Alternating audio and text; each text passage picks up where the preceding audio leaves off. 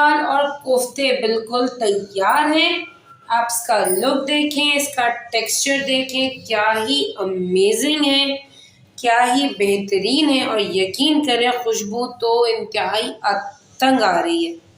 अस्सलाम वालेकुम, कैसे हैं आप सब? उम्मीद करती हूँ आप सब ठीक ठाक होंगे, खुशबाश होंगे और हिज़्ज़ो-अमान के साथ होंगे। आप सबको सबा के किचन में खुश आमदीद। आज हमारे किचन में क्या बनने जा रहा है जी? आज हम बना रहे हैं ढाबा स्टाइल माश की दाल और कोफ्ता। इससे पहले कि जो है वो हम अपनी रेसिपी का आगाज़ करें, आप सबसे गुजारिश है कि प्लीज़ मेरे चैनल को लाइक करें, सब्सक्राइब करें और बेल आइकन को ज़रूर क्लिक करें ताकि मेरी तमाम रेसिपीज़ का नोटिफिकेशन बर वक्त आपको आपकी नोटिफिकेशन बार में मौसूल हो सके। चलिए फिर हम अपनी रेसिपी का आगाज़ करते हैं।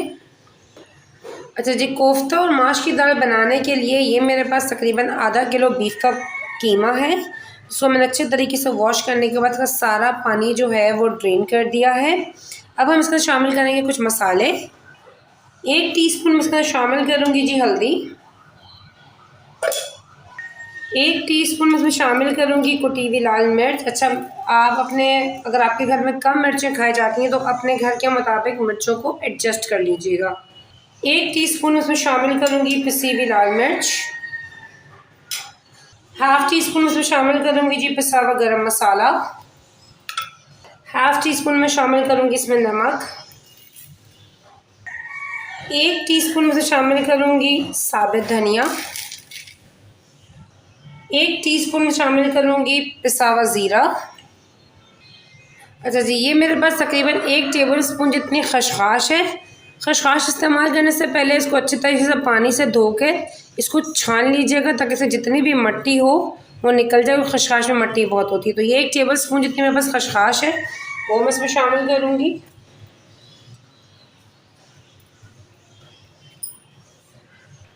ये मेरे पास तकरीबन 1 टेबल स्पून जितना जो है पिसे हुए बादाम है, तो वो मैं इसमें शामिल करूँगी।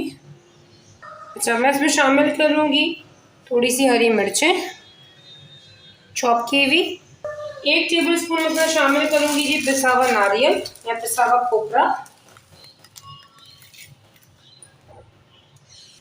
1 टेबल स्पून में से शामिल करूँगी 1 टेबल स्पून में शामिल करूँगी जी हरा धनिया। अच्छा, इसकी बाइंडिंग के लिए मैं इसमें शामिल करूँगी 1 अदद अंडा।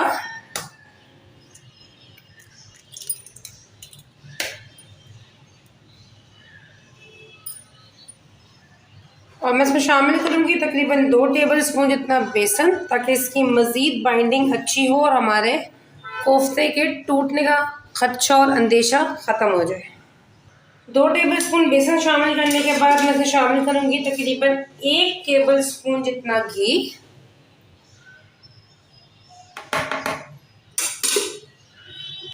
और अब हम इन तमाम चीज़ों को कीमे में अच्छे तरीके से मिक्स कर देंगे ताकि ये सब यकजान हो जाए और कीमे के अंदर तमाम मसाले बहुत अच्छे तरीके से रच बस जाएं। अच्छा जी, ये देखिए, ये कीमे के अंदर जो है तमाम मसाले मैंने मिक्स कर लिए हैं। अब हम इसको चॉपर में चॉपराइज़ कर लेंगे अपने तमाम कीमे को। अच्छा जी, ये देखें, ये हमारा तमाम जो कीमा है वो चॉपराइज़ हो चुका है। ये देखें, अब हमने करना ये है, हम हाथों को जो है वो तेल से ग्रीस करेंगे और इसके बाद हम छोटी सी अमाउंट इसकी उठाएंगे। जितना आपको कोफ्ता बड़ा रखना हो, जितना छोटा रखना हो, अप टू यू। आपने इसको लिया और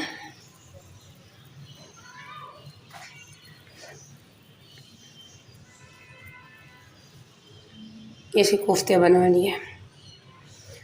ऐसे हाथों को ग्रीस किया ऑयल से।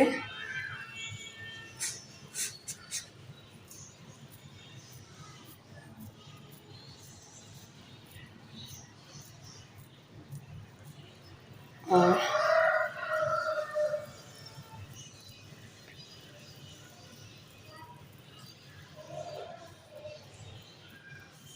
ये देखें, जो आपने से कोफ्ता बनाना। इसी तरह हम सारे कोफ्ते तैयार करते हैं, फिर हम इसके फर्दर स्टेप्स की तरफ चलते हैं।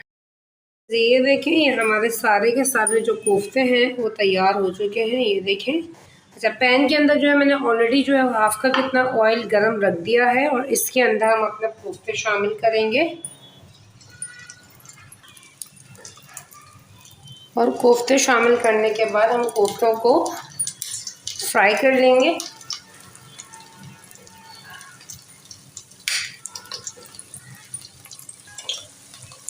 जैसे इसकी एक साइड ब्राउन होती है तो फिर हम इसको पलटते हैं। अच्छा जी, ये देखें इनकी एक साइड जो है वो ब्राउन होना स्टार्ट हो गई है तो हम इसको आहिस्ता आहिस्ता फ्लिप करेंगे सबको। हमने इसको बहुत ज़्यादा डार्क कलर नहीं देना, बस स्लाइटली सा कलर देना है। जैसे हमारी सेकंड साइड भी जो है वो कुक हो जाती है तो फिर हम इनको निकाल लेंगे। अच्छा जी, ये देखें ये जो हमारे कोफ्ते हैं वो फ्राई हो चुके हैं, ये देखें इनको हम निकाल लेंगे और इसी तरह हम जो दूसरे कोफ्ते हैं वो फ्राई कर लेंगे, फिर हम इसके फर्दर स्टेप्स की तरफ चलते हैं। अच्छा जी, ये देखें तमाम हमारे कोफ्ते जो है फ्राई हो चुके हैं। अच्छा, इसी ऑयल में जो पैन में जिसमें हमने कोफ्ते फ्राई किए थे उसी के अंदर अब मैं शामिल करूँगी, ये मेरे पास एक दरमियाने साइज़ की प्याज है जिसको मैंने रफली चॉप किया वो शामिल करूँगी और प्याज के स्लाइटली से गोल्डन होने का वेट करेंगे।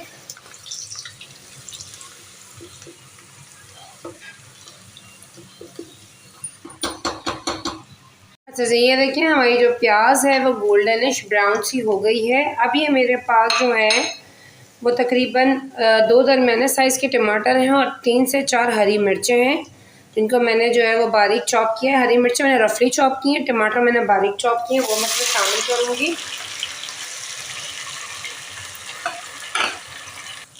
तो टमाटर शामिल करने के बाद हम इसको मिक्स करेंगे और हम अपने टमाटरों के थोड़ा सा सॉफ्ट होने का वेट करेंगे। लेकिन इसी स्टेज पे मैं इसमें शामिल करूँगी 1 टीस्पून भरकर अदरक लहसुन का पेस्ट और 1 टीस्पून मैं इसमें शामिल करूँगी नमक। इसको हम कर लेंगे जी मिक्स और अब हम अपने टमाटरों का सॉफ्ट होने का जी वेट करते हैं क्योंकि नमक डालने से हमारे टमाटर ज़रा जल्दी सॉफ्ट हो जाएंगे। तो जैसे हमारे टमाटर थोड़े सॉफ्ट होते हैं तो फिर हम इसके फर्दर स्टेप्स की तरफ चलते हैं। जी, ये देखें हमारे टमाटर जो है वो सॉफ्ट हो चुके हैं। इस स्टेज पे जो है वो मैं इसका चूल्हा थोड़ा सा स्लो करूँगी। चूल्हा स्लो करने के बाद हम इसमें शामिल करेंगे कुछ मसाले। इसमें शामिल करेंगे जी 1 टीस्पून जितनी हल्दी, 1 टीस्पून जितना मैं इसमें शामिल करूँगी सफ़ेद ज़ीरा, 1 टेबलस्पून मैं इसमें शामिल करूँगी पिसी हुई लाल मिर्च, 1 टेबलस्पून मैं इसमें शामिल करूँगी कश्मीरी देगी लाल मिर्च, 1 टीस्पून मैं इसमें शामिल करूँगी पिसी हुई काली मिर्च और 1 टेबलस्पून मैं इसके अंदर शामिल करूँगी जी कोफ्ता मसाला। आप किसी भी ब्रांड का कोफ्ता मसाला यूज़ कर सकते हैं, 1 टेबलस्पून। फिर कह रही हूँ अगर आप लोगों को मिर्चें कम खाई जाती हैं, आप लोग कम मिर्चें यूज़ करते हैं तो मिर्चों को आप अपने मुताबिक एडजस्ट कर लीजिएगा। मैंने इसमें शामिल किया जी 1 टेबलस्पून जितना कोफ्ता मसाला। अच्छा जी, इन तमाम मसालों को हम टमाटर के साथ मिक्स कर लेंगे।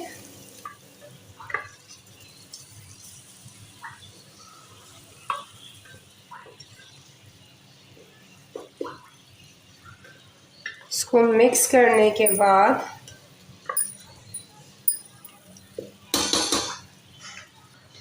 अच्छा जी, ये मेरे पास है तकरीबन 250 ग्राम्स मतलब 1 पाव जितनी माश की दाल जिसको मैंने 2 से 3 घंटे तक भिगो के रख दिया था।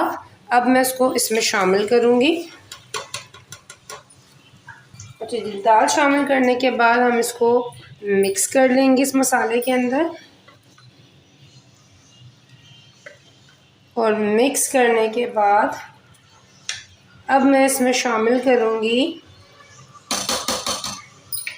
तकरीबन 1 कप जितना पानी। आंच को हम जो है वो मीडियम टू लो कर देंगे और अब हम इस दाल के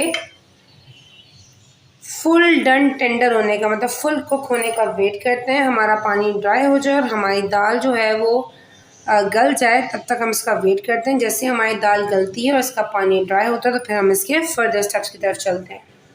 जी हाँ, हम अपनी दाल की पोजीशन देखते हैं। ये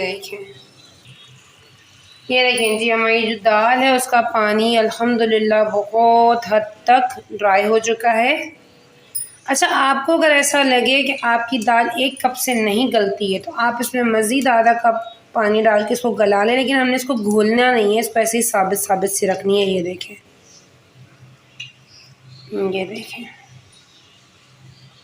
और ये बिल्कुल गल चुकी है अल्हम्दुलिल्लाह, परफेक्ट गली है। अच्छा, इस स्टेज पे ये जो हमने कोफ्ते फ्राई किए थे वो अब हम इसमें शामिल कर देंगे सारे।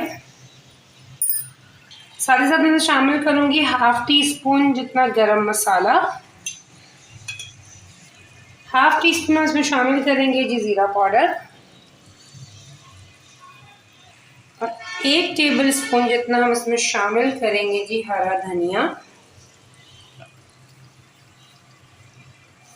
अब हम इसको करेंगे जी मिक्स। ये देखें क्या ही ज़बरदस्त सा लुक आ रहा है। ये देखें जी,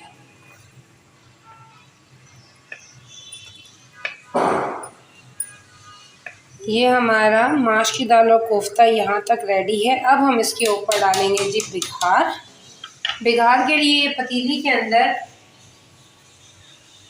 मैंने तकरीबन जो है वो 1/2 कप जितना ऑयल गरम रखा और इसको प्रॉपर हीट अप गरम करना है। कोई चीज़ इसमें शामिल नहीं होगी, ना प्याज ना कुछ भी नहीं, सिर्फ इस प्लेन हम इस जो है वो ऑयल को गरम करेंगे और अच्छा खासा ये हीट अप होना चाहिए ऑयल। तो ये जैसे प्रॉपर हीट अप होता है तो हम इसमें इसका बिगाड़ डालेंगे। ये देखें जी, हमारा ऑयल बहुत ज़बरदस्त गर्म हुआ, इसमें धुएँ निकल रहे हैं। अब हम इसका इसमें बिगाड़ देंगे।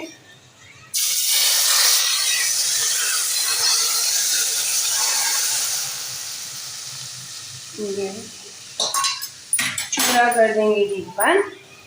5 मिनट के लिए हम इसको कवर करके रखेंगे ताकि इसकी स्टीम और इसका जो ऑयल है वो प्रॉपर अंदर जो है वो अपना अरोमा जो है वो दाल में लेकर आए। 5 मिनट के बाद मैं आपको इसका फाइनल लुक दिखाती हूँ। ये देखें जी, ये हमारी माश की दाल और कोफ्ते बिल्कुल तैयार हैं। आप इसका लुक देखें, इसका टेक्सचर देखें, क्या ही अमेजिंग है, क्या ही बेहतरीन है, और यकीन करें खुशबू तो इंतहाई तंग आ रही है।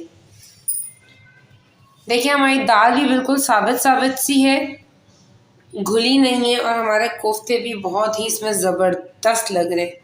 उम्मीद करती हूँ मेरी आज की रेसिपी आपको पसंद आई होगी। आप इसको अपने किचन में ज़रूर ट्राई कीजिएगा और मुझे इसका फीडबैक मेरे कमेंट बॉक्स में ज़रूर दीजिएगा कि आपकी रेसिपी मेरी रेसिपी से कैसी बनी, जिसका मुझे बेसब्री से इंतज़ार रहेगा।